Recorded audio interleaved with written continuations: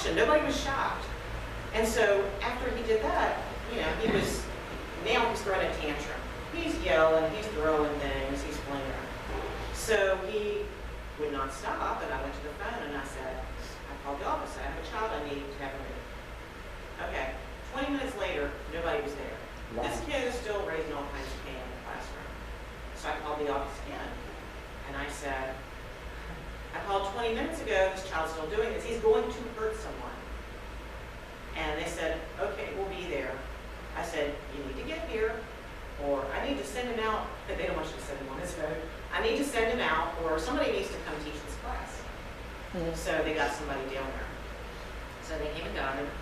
And then, so less than an hour later, the phone in the classroom rang. And it was somebody from the office, and she said, this is Mrs. So-and-so, is this the sub in room, whatever it was? And I said, it is. She said, are you getting ready to take the kids to PE? And I said, I am. She said, okay, I need you to tell them they need to be really good in the hall today. I said, what? She said, we need them to be on extra good behavior in the hallways today because we have company from downtown. And I said, I'm not doing that. If what we're doing isn't working, I think downtown should know that. And she said, fine, and hung up on me. So remembering that, I was told that I need to give 24 hours notice and be accompanied all the time. So when that's happening and that's happening, they don't want us to see what's going on. And I've had many, many school board members say, I used to teach, and I think all the teachers that are on the board were elementary teachers, and I don't even know how Mace was. Mace was in this. That's what makes She them was okay. because they were teachers. And the others were, I know Beverly was kindergarten and Kim was elementary and Dottie was elementary. And so you have fewer issues at elementary typically, but you're having a lot of them.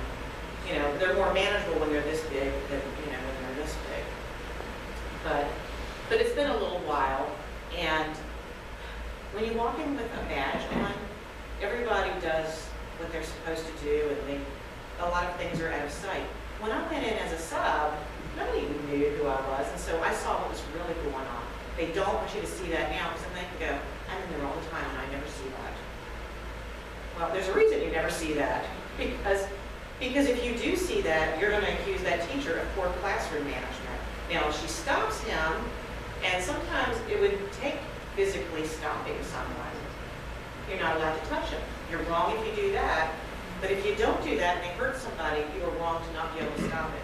These teachers are damned if they do and damned if they don't. Wow. And it's not okay.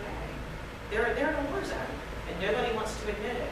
Would you not say that the kids with behavioral problems that are put under the umbrella of special ed, that it is an act of Congress to get them out of the classroom, and then during that time, for instance, I had a class a few years ago, but a student would come in, it was the first bell of the morning, I had 12 special ed kids in there. Very rarely was the assistant that was supposed to be there, because she was head of the special ed department, so she was always everywhere else. So I was alone with them, 12, all under the umbrella of emotionally problems. He would come in, he would walk over, and he would randomly just knock somebody's stuff off. It got to a point where I was writing a referral. For almost 3 months, he was in ISS every day at middle school. No 3 ISSs and you're out, nothing. But during that time, you had a very disruptive classroom. I mean, the kids got used to the behavior. It was pretty bad. But they have to do this big, long apron trail and have all. I was there for 4 months. The teacher was I was doing a long term. The teacher was having back surgery. It was May before they got him out of that class. It's outrageous. And some of the children that are identified as special needs, I do not believe are special needs. I think it's kind of a catch-all where we don't know what to do. There are children with legitimate special needs. Right. There are children who maybe don't have an organic issue, but there has been a severe trauma. They cannot be allowed to disrupt the classroom constantly. Well, I understand. Because that's a learning. That's why kids aren't reading when they come out, for one. But I think that we also are taking children who just don't have any discipline, and we're going, oh, 504, Right. can't do anything. Yep. Well, that's that's not a learning disability, and that's not an emotional His disability. father was randomly in and out of his mother's house, and his mom was in jail for murder, so, hey. Wow, that's a trauma. Yeah. That is a trauma. But, you know, and again, this is also one of the reasons that I believe in school choice. Not everything is a good fit for everyone. Public schools are not equipped to be all things to all people. There are no public groups that are meant to be all things to all people. And, you know, teachers need to teach. They don't need to be psychologists. And I think it's wonderful that they're there all day and you get to know your students. And there are times when you can identify things and help students. But if you have 25 or 30 students in your class, you cannot be the personal assistant of one student. It just doesn't work that way. And it's very important that people realize that children with special needs are entitled to FAPE. But I think what falls through the cracks is that every student is entitled to FAPE. And so if you have a child with special needs that maybe the public school is not meeting that student's needs, there may be a private school setting that would work very well. And here's the problem. You have a teacher who's overwhelmed with this one student, so she's overworked. And then you have 25 students in the classroom who aren't getting what they need because she's dealing with this student all day. But the truth is, this student's not getting what he needs either because the school is simply not equipped to deal with them. And then the parents say, man, I really wish I could send them there, but you know, it's $15,000 a year. And very frequently, parents of special needs children are financially strapped because it's expensive. If your child is in and out of therapy or requires a lot of surgeries or anything like that, it's very, very expensive and they can't afford that. Well, school choice would have those dollars following that child, and maybe they could afford $3,000, the difference when those tax dollars file. So this student gets what he needs. The teacher can actually teach these children get what they need, and we're not financially breaking these parents. And so it's a win. And, you know, of course, the Vbta and Vbta endorsed candidates don't want that because they want to keep your tax dollars hostage. I do not believe that there would be a mass exodus from the public schools. In fact, I believe that most people probably would keep their children in public schools. Part of that's because it doesn't matter where your tax dollars go. You know, Cape Henry, for instance, can accept this many students. Tax dollars going there doesn't mean they're going to accept that many. You're not going to see private schools popping up on every block because it's expensive. And you have to transport them, Yeah. and you have buses. I just look But not at only public that, but school as a failed, as a business, you know, at the cost of each student, that if you have, because it's not just the reading, with No Child Left Behind and Common Core when it was around, the part of critical thinking and analyzing, those things, when you get a set of facts, say for instance, government, you get a set of facts, and then you critically analyze it and you figure out what that all means. With the standard of learning objectives, when you get to that critical point, the state tells you what to think. So you're giving that student, they're not having critical thinking when they get older. So there's a whole lot wrong in the public school system. And I'm going to go back and finish my it's thought. not, right, it's not worth the money, actually. I don't think there would be a mass exodus, but the last part of that is the public schools would be concerned about that, and so I think they'll step up their game. Competition always creates a better product. Yes. Do you happen to know the percentage of City of Virginia Beach public school teachers who send their children to private school? No, I don't. That is an excellent question. I'm going to try to find that out. I mean, I don't think I'd want to eat in a restaurant that the owner wouldn't eat at. I mean, if you're a public school teacher and you're not sending your kids to public school, I'd like to know why. I would actually venture to say that it's not a very high number. I know that we have had a lot of discussion about teachers wanting to send their child in the same feeder pattern where they teach because they're not going to be, if their child's in elementary school across town, they're not going to be home in time. We have teachers who live in North Carolina or live in Norfolk and they want their children to be able to go out of zone in Virginia Beach. And so obviously if they're not paying their taxes here, there's a charge for that. And they pay, I believe, the city's portion of it, state and federal that was followed up. But because we've had those kinds of discussions, I would venture to say the number of teachers in Virginia Beach who send their kids to private schools is not very high.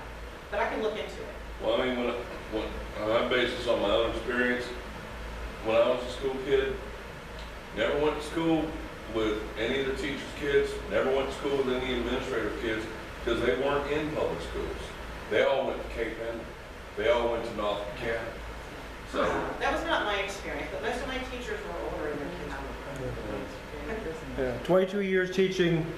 I know one teacher who had kids in private school, and my daughter lives in another state, has her kids in a private school. She's seriously considering moving back to public school because they're having the same problems. Yeah. I just wanted to investigate. A number of years ago, we had the Reading Recovery Program, which was an excellent program, but it was one-to-one. You know, the child with the reading difficulties, this was in elementary, was pulled, and they worked for so many weeks with one-on-one. And then, you know, when that child reached the level of expectation, then they would get another one. So it wasn't a group, so, you know, you had limited number of children served, but I was at a borderline Title I school, and we had 4 reading recovery people, and then everyone was thrilled. I mean, we saw progress. We eliminated it because of money.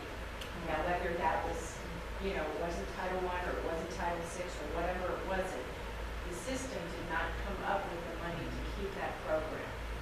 And I've dealt with in the 30-plus years have said that was the best reading program because they weren't coaches. They weren't renowned reading specialists that coach the teacher.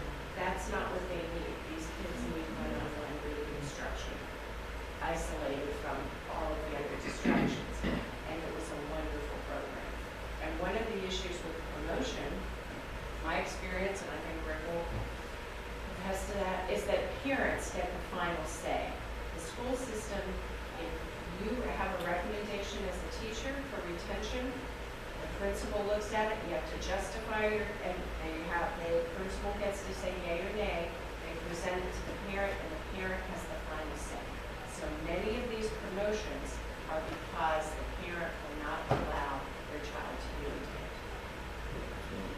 Well, and that's another problem also.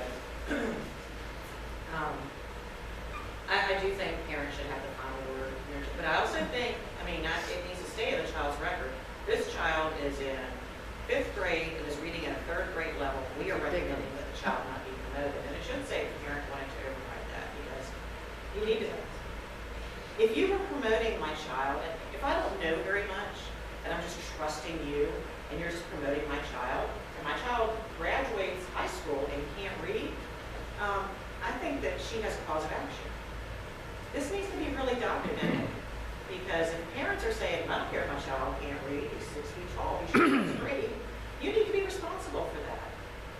And I think that you're not parenting if you do that. I mean, a lot of times people aren't going to like Laura, hearing that's that. exactly how No Child Left Behind came to be.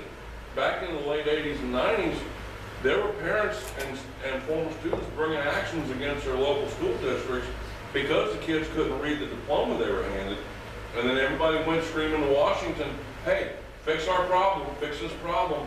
And Washington came down with their one-size-fits-none solution. I would One add- child left behind doesn't fix the problem, it makes it worse, because all they were doing was saying just promote them. Yeah. Social promotion, it's not okay.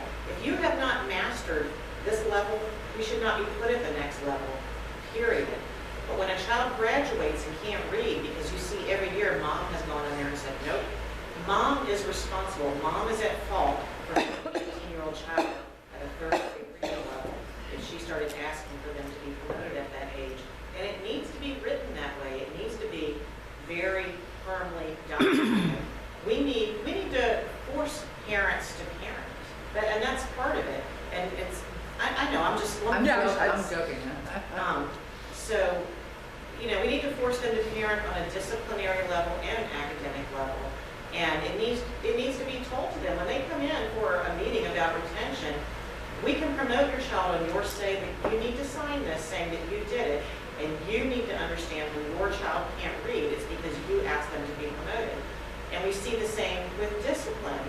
I know of a child who was taken off the bus because she was being bullied. She was put on a special education bus, and they left the bully on the regular bus.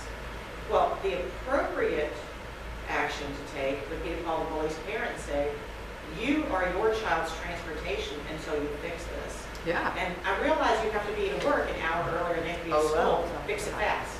That's your problem. You should be doing that. I've had teachers tell me that they send them in elementary school, the kids have a folder. And so they have a behavior folder, and then they have a reading chart. And so on the behavior, they'll get a sticker, smiley face, frowny face, whatever it is. The parent's supposed to initial it, see how they're dating it. And on the other side is reading, and every time you read with your child, was it 15 or 20 minutes, you do an initial, and they want the child to have so many at the end of the month, and they get some sort of a prize. So I had a teacher tell me, she sent that home the first day. The parent ripped that reading chart out of the folder, walked into the classroom, and shook that paper in the teacher's face and said, who in the F are you to tell me what to do with my child at home? Like, are you kidding me? Like, somebody, but we only do this because you do have to tell parents that parenting. Like, read with your child. I mean, you might not do it every day. You might have a day where you got something, you should be regularly reading with your child. The question I was going to ask is, when these kids don't learn how to read, do they not have summer school still? Because I know I had to have my son go to summer school for not doing well in class. They do have summer school, but it's up to you. But, I They mean, have it. it's like you failed this grade, you know, or this class, you know, so you, Yeah, you no, it's not either have to mandatory. repeat it, that class next year. It's or you- available, it's Yeah. not mandatory. You will have to take certain classes before you graduate. You do have to have certain credits before you graduate, but When does summer school start? 'Cause maybe they just don't have it at the lower grades. This- now, I know Junior you do high. it. Summer schools, they have basically a 2-week session, or where Well, I think when she then- said how early, she's asking what grade level. I know they have it Yeah. for middle school. Do they have it for elementary school? I haven't even noticed that. Because I think probably the reading problem starts probably younger than when my son was having problems in school. I mean, I know I personally looked into it for my child at middle school. They used She, to have I tutoring found that after with school her and- disability, it was the unstructured time that she struggled. So I didn't want her to take PE during the regular year. I wanted her to be in structured classes. So I did sign her up to take PE over the summer. So it was pretty cool. You wear that band and you go do things.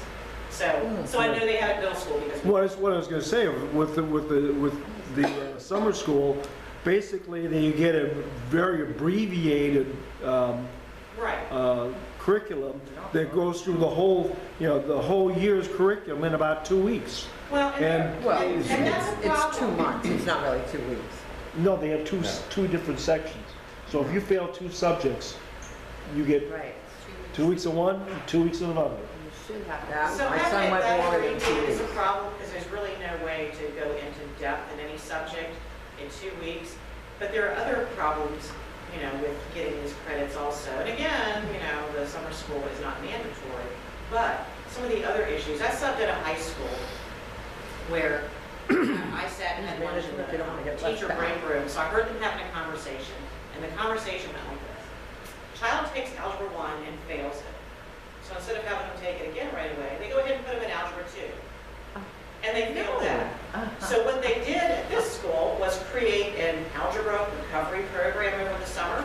So they do these couple of weeks, and then they get credit for the whole thing. There is no way in 2 two-week sessions that you have learned Algebra 1 and Algebra 2. It is simply not possible. So they're having these recovery programs where you don't learn anything, and it's just not okay. Not only that, if you were in an English class, for instance, and you write a paper and you fail it, they let you do it again. They let you do it again. They let you do it again. You just get do-over and do-over and do-over. And eventually, they just get tired of looking, okay, you passed, and it's enough for the credit, but you haven't mastered the skill. Wow. So giving them credits and graduating them without mastering the skill, that's the problem. When I very first got on the board, an email came out that showed that reading literacy and reading skills were going down, but SOL scores were going up. And I sent an email And how's to that Central possible? Administration. I said, this seems statistically unlikely. And I was told that I didn't know how to interpret that. I just wanted to add to Jimmy's remark because the real with No Child Left Behind, one of the reasons why it was created is because